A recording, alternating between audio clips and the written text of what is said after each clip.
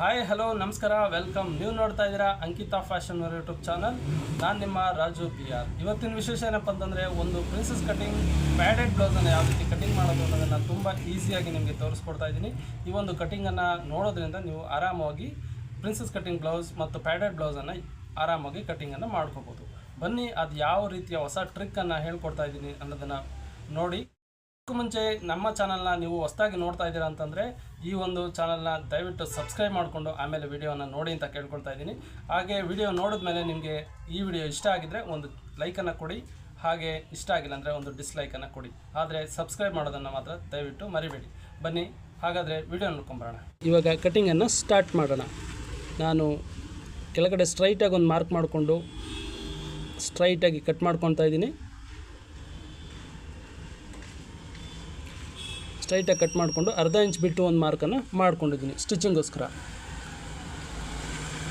ಈ blouse back button blouse ಆಗಿರುತ್ತೆ. Front V neck ಇದೆ, ಹಾಗೆ ಬ್ಯಾಕ್ ಕೂಡ ವಿ ನೆಕ್ ಇದೆ. ಇದು ಪ್ರಿನ್ಸಸ್ ಕಟಿಂಗ್ ಮತ್ತು ಪ್ಯಾಡೆಡ್ ಬ್ಲೌಸ್ ಆಗಿರುತ್ತೆ. ಬ್ಯಾಕ್ ಬಟನ್ ಬ್ಲೌಸ್ ಆಗಿರೋದ್ರಿಂದ ಫೋಲ್ಡಿಂಗ್ ಸೈಡನ್ನು ಆ ಕಡೆ ಇಟ್ಟು ಓಪನ್ ಸೈಡನ್ನು ನನ್ನ ಸೈಡ್ ಇಟ್ಕೊಂಡಿದ್ದೀನಿ.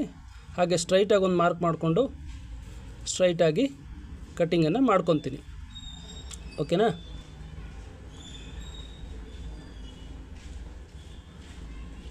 ಸೈಡಲ್ಲಿ ಸ್ಟ್ರೈಟಾಗಿ ಕಟ್ಟಿಂಗ್ ಮಾಡ್ಕೊತಾ ಇದ್ದೀನಿ. ಹಾಗೆ ಅರ್ಧ ಇಂಚ್ಗೆ ಬಿಟ್ಟು ಒಂದು ಸ್ಟಿಚಿಂಗೋಸ್ಕರ ಒಂದು ಮಾರ್ಕನ್ನು ಕೂಡ ಮಾಡಿದ್ದೀನಿ. ಇವಾಗ ಬಾಡಿ ಲೆಂತ್ ಏನಿದೆಯೋ ಚೆಕ್ ಮಾಡ್ಕೊಳ್ಳೋಣ. ಬಾಡಿ ಲೆಂತನ್ನು ಕರೆಕ್ಟಾಗಿ ಬ್ಯಾಕ್ ಲೆಂತನ್ನು ಅಳತೆ ಮಾಡಿ ಒಂದು ಮಾರ್ಕನ್ನು ಮಾಡ್ಕೊಂಡಿದ್ದೀನಿ. ಹಾಗೆ ಸ್ಟಿಚಿಂಗೋಸ್ಕರನೂ ಒಂದು ಮಾರ್ಕನ್ನು ಮಾಡ್ಕೊಂಡಿದ್ದೀನಿ. ಇವಾಗ ಸ್ಟ್ರೈಟಾಗಿ ಗೆರೆ ಎಳ್ಕೊಳ್ಳೋಣ. ಈ ಥರ ಸ್ಟ್ರೈಟಾಗಿ ಗೆರೆ ಎಳ್ಕೊಂಡು ಬ್ಯಾಕ್ ನೆಕ್ ಏನಿದೆಯೋ ಕರೆಕ್ಟಾಗಿ ಮಾರ್ಕ್ ಮಾಡ್ಕೊಳ್ಳೋಣ. ಸೇಮ್ ನೆಕ್ಕು ಸೇಮ್ ಪ್ಯಾಟ್ರನ್ ಹೇಳಿದ್ದಾರೆ, ಪ್ಯಾಡೆಡ್ ಬ್ಲೌಸ್ ಹೇಳಿದ್ದಾರೆ ನೋಡಿ. ಈ ಥರ ಇಟ್ಟು ಕರೆಕ್ಟಾಗಿ ಶೋಲ್ಡ್ರ್ ಹತ್ರ ಮತ್ತು ನೆಕ್ ಹತ್ರ ಕರೆಕ್ಟಾಗಿ ಈ ಥರ ಒಂದು ಮಾರ್ಕನ್ನು ಮಾಡ್ಕೊತಾ ಇದ್ದೀನಿ. ಓಕೆನಾ? ಈ ಥರ ಮಾರ್ಕ್ ಮಾಡ್ಕೊಂಡಿದ್ದೀನಿ. ಹಾಗೆ ಶೋಲ್ಡರ್ ಕೂಡ ಮಾರ್ಕ್ ಮಾಡ್ಕೊಂಡಿದ್ದೀನಿ. ಆ ನೆಕ್ ಏನು ಮಾರ್ಕ್ ಮಾಡ್ಕೊಂಡಿದ್ದೀವಿ ಅಲ್ಲಿಂದ ಸ್ಟಾರ್ಟ್ ಮಾಡಿ ಶೋಲ್ಡರ್ ಮಾರ್ಕಿಂಗ್ ಮತ್ತು ಅರ್ಧ ಇಂಚು ಸ್ಟಿಚಿಂಗೋಸ್ಕರ ಎಕ್ಸ್ಟ್ರಾ. ಈಗ ಚೆಸ್ಟ್ ಮೆಜರ್ಮೆಂಟನ್ನು ಅಳತೆ ತೊಗೊಳ್ತಾ ಇದ್ದೀನಿ ನೋಡಿ. ಈ ಥರ ನೀಟಾಗಿ ಬಟನ್ನೆಲ್ಲ ಹಾಕಿ ಫ್ರೀಯಾಗಿ ಇಟ್ಕೊತಾ ಇದ್ದೀನಿ. ಕರೆಕ್ಟಾಗಿ ಇಟ್ಕೊಂಡ್ರೆ ಮಾತ್ರ ನೋಡಿ, ಈ ಥರ ಇಟ್ಕೊಂಡು ಕರೆಕ್ಟಾಗಿ ಅಳತೆಯನ್ನು ತೊಗೋಬೇಕಾಗತ್ತೆ. ಸ್ವಲ್ಪ ಹೆಚ್ಚು ಕಡಿಮೆ ಆದ್ರೂ ಅಳತೆ ಡಿಫ್ರೆನ್ಸ್ ಬರುತ್ತೆ.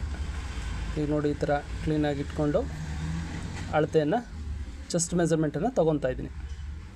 ಚೆಸ್ಟ್ ಮೆಜರ್ಮೆಂಟ್ ಏನಿದೆಯೋ ಕರೆಕ್ಟಾಗಿ ಅಳತೆ ಮಾಡ್ಕೊಳ್ಳಿ. ಹಾಗೆ ಇಲ್ಲಿ ಒಂದು ಮಾರ್ಕನ್ನು ಮಾಡ್ಕೊಳ್ಳಿ. ಓಕೆನಾ? ಮಾಡಿಕೊಂಡು 1.5 ಇಂಚು ಸ್ಟಿಚಿಂಗೋಸ್ಕರ ಎಕ್ಸ್ಟ್ರಾ ಒಂದು ಮಾರ್ಕನ್ನು ಕೂಡ ಮಾಡ್ಕೊಂಡಿದ್ದೀನಿ. ಈಗ ವೇಸ್ಟ್ ಅದೇ ಥರ ಬ್ಯಾಕ್ ಪೋರ್ಷನನ್ನು ಇಟ್ಕೊಂಡು ವೇಸ್ಟ್ ಏನಿದೆಯೋ ಅದನ್ನು ಮಾರ್ಕನ್ನು ಮಾಡ್ಕೊತೀನಿ. ಇಲ್ಲಿ 1 ಇಂಚ್ ಎಕ್ಸ್ಟ್ರಾ ಬಿಟ್ಕೊತಾ ಇದ್ದೀನಿ. ಯಾಕೆಂದರೆ ಸೆಂಟ್ರಲ್ಲಿ ಒಂದು ಡಾಟ್ ಬರುತ್ತೆ. ಇಲ್ಲಿ 1 ಇಂಚ್ ಎಕ್ಸ್ಟ್ರಾ ಸೆಂಟ್ರ್ ಡಾಟ್ಗೋಸ್ಕರ ಮತ್ತು 1.5 ಇಂಚ್ ಎಕ್ಸ್ಟ್ರಾ ಸ್ಟಿಚಿಂಗೋಸ್ಕರ. ಓಕೆನಾ? ಇವಾಗ ಸೈಡು ಅದೇ ಥರ ಸೈಡು ಕೆಳಗಡೆಯಿಂದ 1/2 ಇಂಚ್ ಬಿಟ್ಟು ಸೈಡನ್ನು ಮಾರ್ಕ್ ಮಾಡ್ಕೊಳ್ಳಿ. ಅದೇ ಥರ ಕೂಡ ಅರ್ಧ ಇಂಚ್ ಎಕ್ಸ್ಟ್ರಾ ಸ್ಟಿಚಿಂಗೋಸ್ಕರ ಬಿಟ್ಕೊಳ್ಳಿ.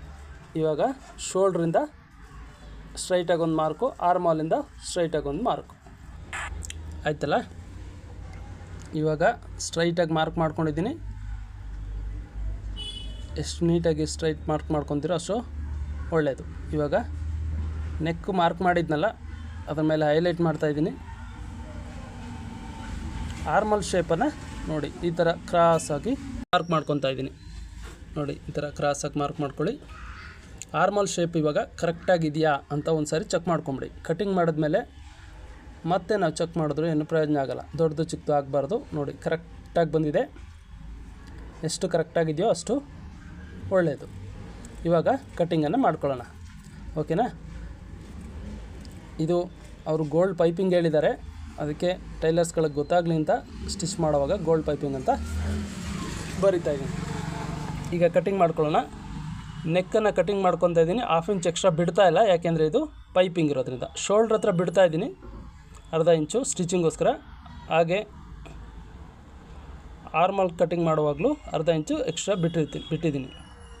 ಇಲ್ಲಿ ಸೈಡಲ್ಲಿ 1.5 ಇಂಚ್ ಎಕ್ಸ್ಟ್ರಾ ಬಿಡ್ತಾ ಇದ್ದೀವಿ ಸ್ಟಿಚಿಂಗೋಸ್ಕರ. 3 ಸ್ಟಿಚಿಂಗನ್ನು ಹಾಕೋದಕ್ಕೋಸ್ಕರ 1.5 ಇಂಚ್ ಎಕ್ಸ್ಟ್ರಾ ಬೇಕಾಗುತ್ತೆ. ಇಲ್ಲಿ ಒಂದು ಡಾಟ್ಗೋಸ್ಕರ ಒಂದು ನ್ಯಾಚ್ ಹಾಕ್ತಾಯಿದ್ದೀನಿ. ಹಾಗೆ ಬ್ಯಾಕ್ ಟೈ ಹೇಳಿದ್ದಾರೆ, ಅದರಿಂದ ಇಲ್ಲಿ ಒಂದು ನ್ಯಾಚನ್ನು ಹಾಕಿಟ್ಟಿರ್ತೀನಿ. ಓಕೆನಾ. ಇವಾಗ ಬ್ಯಾಕ್ ಕಟ್ಟಿಂಗ್ ಕಂಪ್ಲೀಟ್ ಆಗಿದೆ. ಇವಾಗ ಸ್ಲೀವ್ಸನ್ನು ಕಟ್ಟಿಂಗ್ ಮಾಡ್ಕೊಳ್ಳೋಣ. ಸ್ಲೀವ್ಸ್ ಕಟ್ಟಿಂಗನ್ನು ಮಾಡ್ಕೊತಾ ಇದ್ದೀನಿ. ಈ ಥರ ಫೋಲ್ಡ್ ಮಾಡಿಟ್ಕೊಂಡು ಕಟ್ಟಿಂಗನ್ನು ಮಾಡ್ಕೊತಾ ಇದ್ದೀನಿ. ನೋಡಿ, ಈ ಥರ 4 ಫೋಲ್ಡ್ ಮಾಡಿಟ್ಕೊತಾ ಇದ್ದೀನಿ. ಒಂದು ಜಾಸ್ತಿ ಒಂದು ಕಮ್ಮಿ ಮಾಡ್ತಾ ಇದ್ದೀನಿ, ಏಕೆಂದರೆ ಪನ್ನ ಸ್ವಲ್ಪ ಚಿಕ್ಕದಿರೋದ್ರಿಂದ ಒಂದು ಸೈಡು ಸ್ವಲ್ಪ ಜಾಸ್ತಿ ಬಿಟ್ಕೊತಾ ಇದ್ದೀನಿ, ಹಾಗೆ ಒಂದು ಸೈಡು ಒಂಚೂರು ಕಮ್ಮಿ ಬಿಟ್ಕೊತಾ ಇದ್ದೀನಿ. ಇವಾಗ ಸ್ಟ್ರೈಟಾಗಿ ಮಾರ್ಕ್ ಮಾಡಿಕೊಂಡು ಅರ್ಧ ಇಂಚ್ಗೆ ಕೂಡ ಒಂದು ಮಾರ್ಕನ್ನು ಮಾಡ್ಕೊಂಡಿದ್ದೀನಿ. ಸ್ಟ್ರೈಟಾಗಿ ಕಟ್ ಮಾಡ್ಕೊತಾ ಇದ್ದೀನಿ. ಅರ್ಧ ಇಂಚ್ ಬಿಟ್ಟು ಒಂದು ಮಾರ್ಕನ್ನು ಮಾಡ್ಕೊಂಡಿದ್ದೀನಿ, ಅದು ಸ್ಟಿಚಿಂಗೋಸ್ಕರ. ಅವರು ಸ್ಲೀವ್ಸ್ ಇವಾಗ ಇದು 3/4 ಇದೆ. ಸ್ಲೀವ್ ಲೂಸು 8.5 ಇಂಚ್ ಹೇಳಿದ್ದಾರೆ. ಸ್ಲೀವ್ ಲೆಂತು 10 ಇಂಚ್ ಹೇಳಿದ್ದಾರೆ. 10 ಇಂಚ್ಗೆ ಕೂಡ ಒಂದು ಮಾರ್ಕನ್ನು ಮಾಡಿಕೊಂಡು, ಸ್ಲೀವ್ ಅಳತೆ ಬ್ಲೌಸು ಲಾಂಗ್ ಸ್ಲೀವ್ ಇರೋದ್ರಿಂದ, ಶಾರ್ಟ್ ಸ್ಲೀವ್ ಹೇಳಿರೋದ್ರಿಂದ ನೋಡಿ, ಅಳತೆ ಬ್ಲೌಸು 3/4 ಇದೆ. ಇದನ್ನು 10 ಇಂಚ್ಗೆ ಚೇಂಜ್ ಮಾಡ್ಕೊಬೇಕು. ಓಕೆನಾ.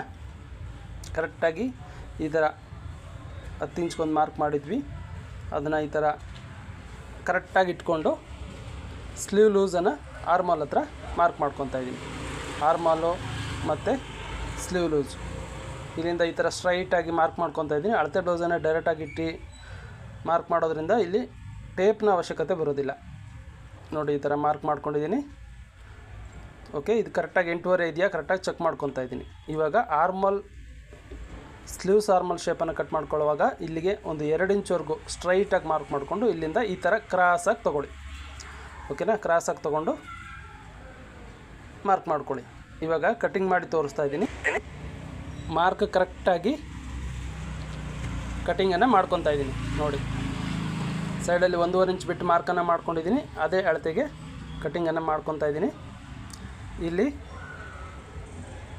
ಸ್ಲೀವ್ ಲೂಸ್ಗೆ ಒಂದು ನ್ಯಾಚನ್ನು ಹಾಕ್ಕೊತಾ ಇದ್ದೀನಿ. ಸ್ಲೀವ್ ಲೆಂತ್ಗೆ ಒಂದು ನ್ಯಾಚು, ಹಾಗೆ ಸ್ಲೀವ್ ಸೆಂಟ್ರಲ್ಲಿ ಜಾಯಿಂಟ್ ಇರೋದ್ರಿಂದ ಸ್ಲೀವ್ ಸೆಂಟ್ರಲ್ಲಿ ಒಂದು ನ್ಯಾಚನ್ನು ಹಾಕ್ಕೊತಾ ಇದ್ದೀನಿ.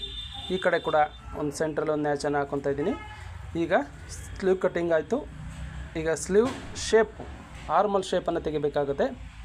ನೋಡಿ, ಈ ಥರ 1/4 ಇಂಚು ಹೋಗ್ತಾ ಇಲ್ಲಿ 3/4 ಇಂಚು ಈ ಥರ ಶೇಪಾಗಿ ಮಾರ್ಕನ್ನು ಮಾಡ್ಕೊಳ್ಳಿ. ಫಸ್ಟ್ ಮಾರ್ಕನ್ನು ಮಾಡಿಕೊಂಡು ಆಮೇಲೆ ಕಟಿಂಗ್ ಮಾಡ್ಕೊಳ್ಳಿ. ನೋಡಿ, ಈ ಥರ ಇಲ್ಲಿ 3/4 ಇಂಚ್ ಬರುತ್ತೆ. ಮೇಲೆ 1/4 ಇಂಚು ಹೋಗ್ತಾ 3/4 ಇಂಚು, ಇಲ್ಲಿ ಎಡ್ಜ್. ನೋಡಿ, ಈ ಥರ ಶೇಪ್ ಇದೆ. ಈ ಥರ ಶೇಪಲ್ಲಿ ಬರುತ್ತೆ. ಫ್ರಂಟ್ ಆರ್ಮಲ್ ಶೇಪ್. ಸೆಂಟ್ರಲ್ಲಿ ಒಂದು ನ್ಯಾಚ್ ಹಾಕ್ಕೊಂಡಿದ್ದೀನಿ, ಅದು ಫ್ರಂಟು ಬ್ಯಾಕ್ ಅಂತ ಗೊತ್ತಾಗಲಿ ಅಂತ. ಅದೇ ಥರ ಇವಾಗ ಬ್ಯಾಕ್ ಆರ್ಮಲ್ ಶೇಪನ್ನು ಸ್ಲೀವ್ಸ್ ಆರ್ಮಲನ್ನು ಮಾರ್ಕ್ ಮಾಡ್ಕೊತಾ ಇದ್ದೀನಿ. ನೋಡಿ, ಈ ಥರ 1/4 ಇಂಚ್ ಮಾತ್ರ ಬರಬೇಕು. ನೋಡಿ, ಈ ಥರ 1/4 ಇಂಚ್ ಮಾತ್ರ ಶೇಪ್ ಬರುತ್ತೆ. ಓಕೆನಾ. ಈ ಥರ ಮಾಡಿದ್ದೀನಿ.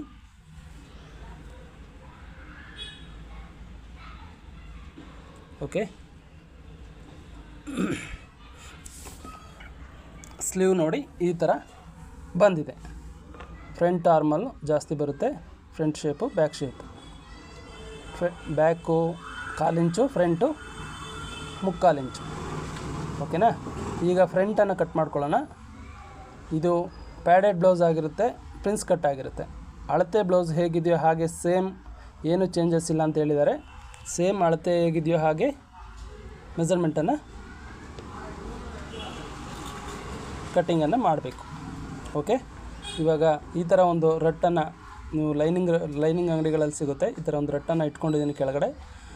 ನೀವು ಯಾವುದೇ ರೀತಿ ಅಳತೆಯನ್ನು ಟೆನ್ಷನ್ ತೊಗೊಳ್ದೇನೆ ಫ್ರಂಟಲ್ಲಿ ಮಾತ್ರ ಸೇಮ್ ಅಳತೆ ಬ್ಲೌಸನ್ನೇ ಇಟ್ಟು ವೀಲ್ ಮಾರ್ಕನ್ನು ಮಾಡಿ ಕಟ್ಟಿಂಗನ್ನು ಮಾಡ್ಕೋಬೋದು. ಹೇಗೆ ಅಂತಂದರೆ ನೋಡಿ, ಇವಾಗ ತೋರಿಸ್ತಾ ಇದ್ದೀನಿ. ಕೆಳಗಡೆ ಒಂದು ರಟ್ಟನ್ನು ಇಟ್ಕೊಂಡಿದ್ದೀನಿ. ಕರೆಕ್ಟಾಗಿ ಫಸ್ಟು ನೆಕ್ಕನ್ನು ಇಟ್ಕೊಳ್ಳಿ. ನೋಡಿ, ಫ್ರಂಟ್ ನೆಕ್ಕನ್ನು ಕರೆಕ್ಟಾಗಿ ಇಟ್ಕೊಂಡಿದ್ದೀನಿ. ಇದು ಸೇಮ್ ಮೆಜರ್ಮೆಂಟು ಆಗಿರೋದ್ರಿಂದ, ಏನೇ ಚೇಂಜಸ್ ಇಲ್ಲದೇ ಇರೋದ್ರಿಂದ ನಾವು ಈ ಥರ ಮಾರ್ಕನ್ನು ಮಾಡ್ಕೋಬೋದು. ಕರೆಕ್ಟಾಗಿ ಬರುತ್ತೆ, ಯಾವುದೇ ಚೇಂಜಸ್ಸು ಆಗೋದಿಲ್ಲ, ಯಾವುದೇ ರಿಂಕಲ್ಸು ಏನು ಬರೋಲ್ಲ. ನಿಮ್ಮ ಅಳತೆ ಬ್ಲೌಸ್ ಕರೆಕ್ಟಾಗಿರಬೇಕು ಮತ್ತು ಸೇಮ್ ಮೆಜರ್ಮೆಂಟು ಹೇಳಿರಬೇಕು. ನೋಡಿ, ಈ ಥರ ಇದು ಕರೆಕ್ಟಾಗಿ ಸೆಂಟ್ರಿಗೆ ಮಾರ್ಕ್ ಮಾಡ್ಕೊಳ್ಳಿ. ಸೆಂಟ್ರಿಗೆ ಮಾರ್ಕ್ ಮಾಡಿಕೊಂಡು ಈ ಥರ ಇಟ್ಕೊತಾ ಇದ್ದೀನಿ. ನೀವು ಬೇಕಿದ್ದರೆ ಒಂದು ಸೂಜಿಯನ್ನು ಎಲ್ಲ ಕಡೆ ಒಂದೊಂದು ಸೂಜಿಯನ್ನು ಚುಚ್ಕೊಳ್ಬೋದು. ನೋಡಿ ಈ ಥರ ವೀಲ್ ಮಾರ್ಕ್ ಬರುತ್ತೆ. ಈ ವೀಲ್ ಮಾರ್ಕಲ್ಲಿ ಕೆಳಗಡೆ ಮತ್ತು ಇಲ್ಲಿ ಜಾಯಿಂಟ್ ಬರುತ್ತಲ್ಲ, ಪ್ರಿನ್ಸಸ್ ಕಟ್ಟಿಂಗ್ ಜಾಯಿಂಟು, ಆ ಜಾಯಿಂಟ್ ಕರೆಕ್ಟಾಗಿ ಮಾರ್ಕನ್ನು ಮಾಡ್ಕೊಳ್ಳಿ. ಸೂಜಿ ಹಾಕ್ಕೊಂಡ್ರೆ ಯಾವುದೇ ಶೇಕ್ ಆಗೋಲ್ಲ, ಇಲ್ಲಾಂದರೆ ಆ ಕಡೆ ಈ ಕಡೆ ಜರುಗೋ ಚಾನ್ಸಸ್ ಇರುತ್ತೆ.